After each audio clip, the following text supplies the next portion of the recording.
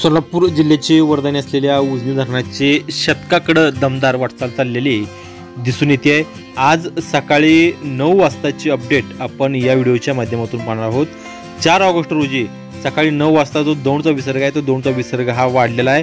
जो सकाळी 6 वाजता दौंडचा विसर्ग हा 77,119 क्युसेक्स होता, तो आता 9 वाजता वाढला आहे। तो विसर्ग हा 79,332 क्युसेक्स इतका झाला आहे। धरणाची पाणी पातळी सुद्धा या ठिकाणी वाढलेली दिसून येते आहे।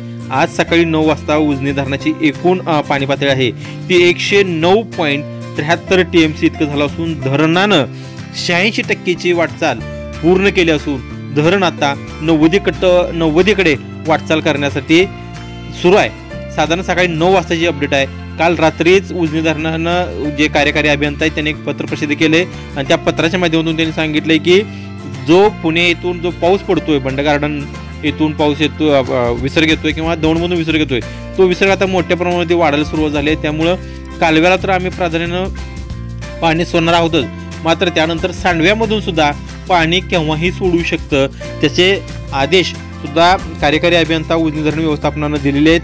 ते जे पत्र आहे ते पत्र रात्रीच प्रसिद्ध झाले आणि भीमा नदीकाठच्या नागरिकांना त्यांनी सतर्कतेच्या सूचना दिल्या। त्यामुळे उजनी धरणातून आता केव्हाही भीमा नदीमध्ये पाणी सुटू शकतं।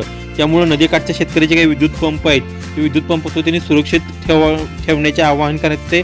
तसेच नदीपात्रामध्ये कोणी जाऊ नये अशी सुद्धा सूचना प्रशासनाकडून नागरिकांना देण्यात आलेली आहे।